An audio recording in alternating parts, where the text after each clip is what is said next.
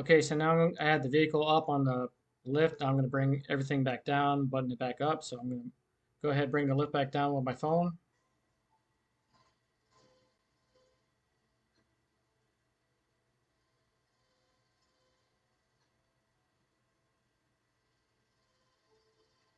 Now that the vehicle is clear of the bay doors, or I should say platform, I'm going to go ahead and close the bay doors.